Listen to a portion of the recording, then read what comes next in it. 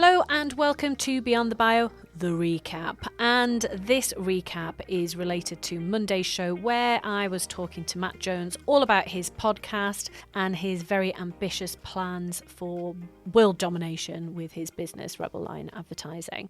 So we were chatting about all sorts of things, really. It was a great chat, and we were chatting about what it's like to be an entrepreneur and all of those attributes, I guess, that we need to be successful in business, those points of resilience and how we keep on keeping on.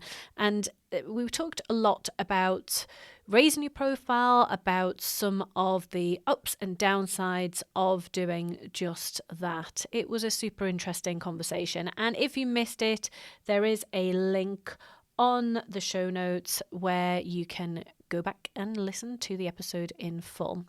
So we also spoke about some of Matt's future plans. So he's planning on buying up all sorts of agencies throughout the UK to grow his business.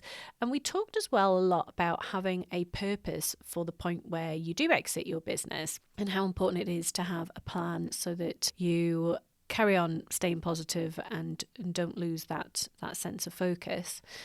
We spoke about imposter syndrome, which is something that as a woman I get asked to talk about quite a lot.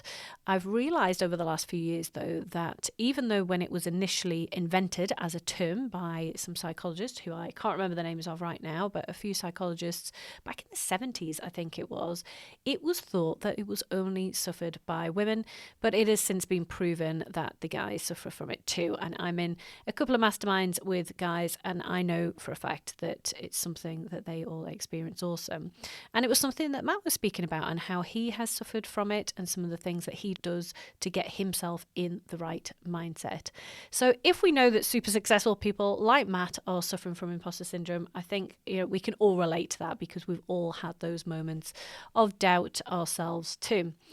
One of the things that we did chat about, though, was exactly how you do deal with imposter syndrome. And that's what I want to focus on for this week's Taking Action, because that's what these recap episodes are all about. They're all about reflecting on the main show from Monday, pulling out some of those key points, but taking action and doing something practical as a result. I'm such a fan of taking action and making things happen. So you might remember from Monday that I spoke about one of the things that I do when I'm having a bit of a crap day and really kind of feeling that low, feeling the pull of the imposter on my shoulder. And that is my nice things folder. So super, super easy to do. And if you haven't set this up or something similar already, then this is the action point for this week. So in my inbox, in my main emails, I have created a folder that just simply says nice things. And then every so often when I get a lovely email from someone, perhaps I have been and spoken at an event and I've had an email with a bit of feedback or a nice thank you from the event organisers, that goes in there. If a client gets in touch to say that they've been super pleased with a piece of work that myself or the team have done for them, that goes in there.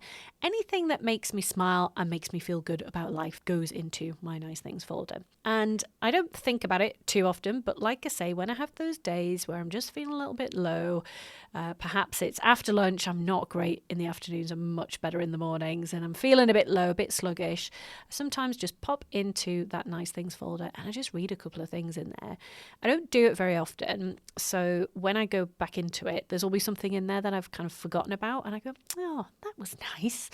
And it just gives me that tiny little boost to give me a bit of a power up actually for the rest of the day and to be able to crack on and feel a bit more uplifted than I had before I went into the folder. So I want you to set up your own nice things folder. You can call it whatever you want, but go and set it up today. Do it. You will not regret it. It will give you that little motivational boost when you need it. As always, let me know how you get on and catch you next time.